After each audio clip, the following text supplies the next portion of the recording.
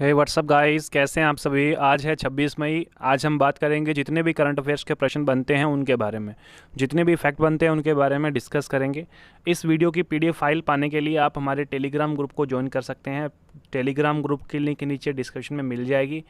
याद रहे, PDF file आपको सिर्फ टेलीग्राम ग्रुप पर ही मिलेगी। फेसबुक पेज को भी आप फॉलो कर सकते हैं, लिंक नीचे डिस्क्रिप्शन में दी गई है। वीडियो के अंत तक बने रहें। अंत में मैं महत्वपूर्ण प्रश्न भी पूछूंगा जिनका उत्तर आपको कमेंट बॉक्स में देना है।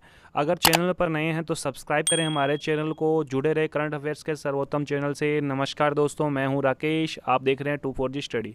लाइक करें, शेयर करें और कमेंट करना न भूलें। कल के प्रश्न की बात करते हैं। तो कल का प्रश्न था आपका, राष्ट्रीय आतंकवादी विरोधी दिवस कब मनाया जाता है। तो ये क्वेश्चन था, मैंने पूछा था, कमेंट बॉक्स में इसका आंसर देना था। तो राष्ट्रीय आतंकवादी विरोधी दिवस मनाया जाता है 21 मई को। तो सभी का आंसर सही है। बात करते हैं आज का पहला क्वेश्चन। पहला क्वेश्चन है, हाल ही में किसकी अध्यक्षता में प्रधानमंत्री मत्स्य संपदा योजना के कार्यान्वयन को मंजूरी दी गई है। तो आपको बताना है प्रधानमंत्री मत्स्य संपदा योजना के कार्यान्वयन को मंजूरी दी गई है किसकी अध्यक्षता में। तो इसका राइट आंसर है नरेंद्र मोदी। नरेंद्र मोदी भारत के प्रधानमंत्री, इनकी अध्यक्षता में केंद्रीय मंत्रिमंडल ने प्रधानमंत्री मत्स्य संपदा योजना के कार्यान्वयन को मंजूरी दे दी है। ये प्रधानमंत्री मत्स्य संपदा योजना मत्स्य पालन से जुड़ी है। इस योजना का उद्देश्य भारत में मत्स्य पालन क्षेत्र को दो घटकों अर्थात केंद्रीय क्षेत्र योजना और केंद्र प्रायोजित योजना के तहत स्थायी और जिम्मेदार तरीके से विकसित करके क्रांति लाना है। अब क्रांति की बात है तो नीली क्रांति का संबंध जो है वो मत्स्य पालन से है। नीली क्रांति का संबंध किससे है? मत्स्य पालन से है। तो हमने योजना की बात की, प्रधानमंत्री मत्स्य संपदा योजना। अब बात करते हैं जो ऑप्शन में बाकी तीन मंत्री दिए हुए हैं। नरेंद्र मोदी प्रधानमंत्री है, रविशंकर प्रसाद केंद्रीय कानून मंत्री है, अमित शाह गृह मंत्री है और नितिन गडकरी केंद्रीय परिवहन मंत्री है। नितिन गडकरी जो है वो केंद्रीय परिवहन मंत्री है। बात करते हैं अगले क्वेश्चन की। हाल ही में चर्चित गेलवान नदी व पेंगोंग त्सो झील किस क्षेत्र में स्थित है। आपको बताना है गेलवान नदी और पेंगोंग त्सो झील किस झील क्षेत्र में स्थित है, आपको बताना है। तो ये क्षेत्र है लद्दाख। ये दोनों लद्दाख में स्थित है। अब इसकी हमने बात क्यों की है, इन दोनों की बात क्यों की है, क्योंकि ये चर्चित है। हाल ही में इन्हीं क्षेत्रों से चीन भारत में लगातार प्रवेश कर रहा है। चीन इन्हीं क्षेत्रों से प्रवेश कर रहा है काफ़ी। और ये पेंगोंग त्सो झील और गेलवान नदी जो है वो लद्दाख में स्थित है। ये जो सिलसिला चल रहा है प्रवेश का, घुसपैठ का, वो मई 2020 से लगातार चल रहा है। तो हाल ही में गेलवान नदी और पेंगोंग त्सो झील जो है वो चर्चित है। तो ये दोनों हैं लद्दाख में। बात करते हैं अगले क्वेश्चन की। हाल ही में वरिष्ठ नागरिकों के लिए प्रधानमंत्री व्यय वंदना योजना को वर्ष 2023 तक के लिए बढ़ा दिया गया है। तो आपको पढ़ना है प्रधानमंत्री व्यय वंदना योजना के बारे में। तो अच्छे से पढ़िए। प्रधानमंत्री व्यय वंदना योजना का शुभारंभ कब हुआ था, आपको ये बताना है। तो इसका राइट आंसर है 4 मई 2017। 4 मई 2017 को इसका शुभारंभ हुआ प्रधानमंत्री व्यय वंदना योजना का। अब बात करें प्रधानमंत्री व्यय वंदना योजना की, तो शुभारंभ आपको बताई दिया है 4 मई 2017 को। भारत सरकार द्वारा देश के वरिष्ठ नागरिकों के लिए इसका शुभारंभ किया गया है। यह एक पेंशन स्कीम है। इस योजना के अंतर्गत 60 साल के या उससे अधिक वर्ष के जो सीनियर सिटीजन हैं या अपने इसको बोल सकते हैं वरिष्ठ नागरिक है, वो मासिक पेंशन का विकल्प चुनते हैं तो उन्हें 10 वर्षों तक 8% का ब्याज मिलेगा। और अगर वार्षिक पेंशन विकल्प चुनते हैं तो उन्हें 10 वर्षों के लिए 8.3% का ब्याज मिलेगा। तो प्रधानमंत्री व्यय वंदना योजना बुजुर्गों के लिए है, वरिष्ठ नागरिकों के लिए है, 60 साल या उससे अधिक वर्षों के लिए है। तो ये शुभारंभ हुआ है 4 मई 2017 को। तो आपको पढ़ना है प्रधानमंत्री व्यय वंदना योजना के बारे में। बात करते हैं अगले क्वेश्चन की। तो अगला क्वेश्चन है आपका, गोविंदा राजुलू चिंटाला, जिसकी हमने पिछली वीडियो में बात की, नाबार्ड के अध्यक्ष के रूप में उन्हें नियुक्त किया गया है। अब बात करें नाबार्ड की, तो आपको पढ़ना है नाबार्ड के बारे में।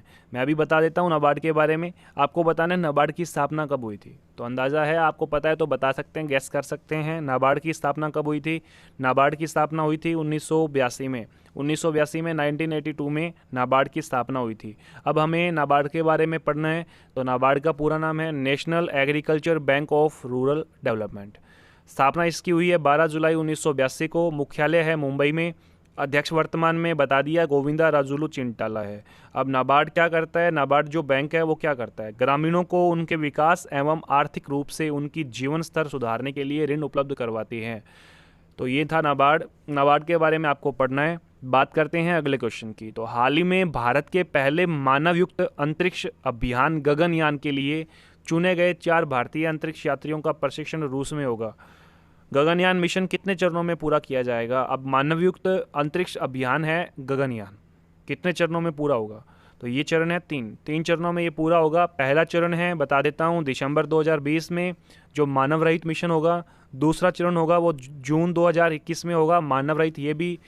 और तीसरा चरण है वो दिसंबर 2022 में ये होगा मानव युक्त। इस मानव युक्त मिशन में तीसरे चरण के अंदर ये चुने गए हैं 4 भारतीय अंतरिक्ष यात्री। और ये जो गगनयान मिशन है ये 3 चरणों में पूरा होगा।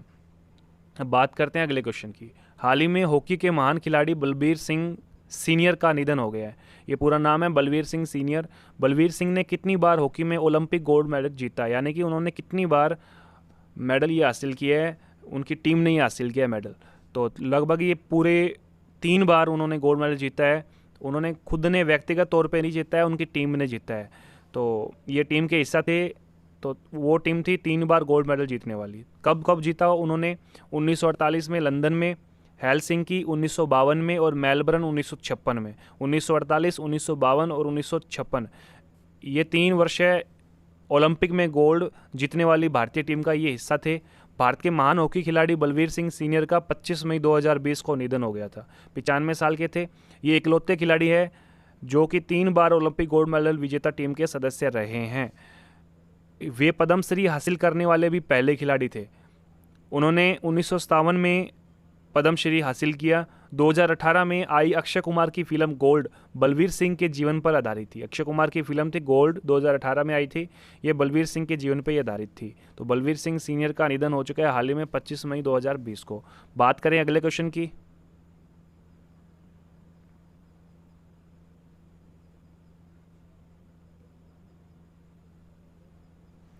हाल ही में संयुक्त राष्ट्र ने कोविड-19 से लड़ने के लिए भारत की कौन सी पहल को शीर्ष 10 में शामिल किया है? तो ये पहल बतानी है आपको कौन सी पहल है।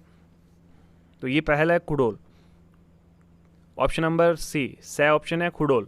ये खुडोल पहल है। खुडोल एक एनजीओ की पहल है, नो गवर्नमेंट ऑर्गेनाइजेशन की पहल है, जिसे याओल कहा जाता है, या YAOLL वाई याल कहा जाता है। इस पहल के तहत दैनिक वेतन भोगी और एड्स से प्रभावित लोगों को भोजन, स्वच्छता और स्वास्थ्य सुविधा प्रदान की जाती है। खुडोल एक एनजीओ की पहल है। अब बात करते हैं अगले क्वेश्चन की। तो अगला क्वेश्चन है, देश का प्रथम राज्य जहां आपदा राहत उपकर अधिरोपित किया गया। तो आपको बताना है देश का प्रथम राज्य जहां पे आपदा राहत उपकर अधिरोपित किया गया है, अधिरोपित किया गया था। ये काफ़ी टाइम पहले की बात है। तो इसका आंसर है केरल राज्य। केरल राज्य में आपदा राहत उपकर अधिरोपित किया गया था 1 जून 2019 से। 2 वर्षों की अवधि के लिए ये अधिरोपित किया गया है। तो 1 जून 2019 से 1 जून 2021 तक ये चलेगा। तो केरल सरकार द्वारा राज्य में 5% से अधिक जीएसटी वाली वस्तुओं पर 1% का अतिरिक्त कर अधिरोपित किया गया था। इसके साथ ही केरल आपदा सेस लगाने वाला देश का पहला राज्य बन गया था। इस आपदा उपकर का उद्देश्य राज्य के पुनर्निर्माण हेतु धन जुटाना है, जो कि अगस्त 2018 में आई विनाशकारी बाढ़ के कारण बहुत अधिक प्रभावित हुआ था। अब इसकी चर्चा क्यों कर रहे हैं? क्योंकि ये 2019 में हुआ था। तो हाल ही में केंद्र सरकार ने कोरोना वायरस के कारण उत्पन्न वित्तीय संकट से निपटने के लिए जीएसटी वाली वस्तुओं पर आपदा राहत उपकर अधिरोपित करने का ये विचार कर रही है। तो इस पे क्वेश्चन आ सकता है, देश का वह प्रथम राज्य है जहां पे आपदा राहत उपकर पहले से अधिरोपित किया जा चुका है। तो वह राज्य है केरल। बात करते हैं आज के प्रश्नों की। तो आज का पहला प्रश्न आपके सामने है, जिसका आंसर आपको कमेंट बॉक्स में देना है। सीवी रमन को किस क्षेत्र में नोबेल पुरस्कार मिला था? तो इसका आंसर आपको चेक करना है, बताना है। सीवी रमन के बारे में पढ़िए, इसका आंसर आपको कमेंट बॉक्स में देना है।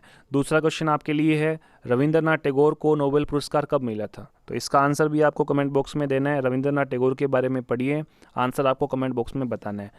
तीसरा प्रश्न है, किसान ऋण मोचन योजना का संबंध किस राज्य से है? अब आपको ये पढ़ना है किसान ऋण मोचन योजना के बारे में। तो आज के मैंने 3 प्रश्न आपको पूछे हैं, कमेंट बॉक्स में इसका आंसर देना है।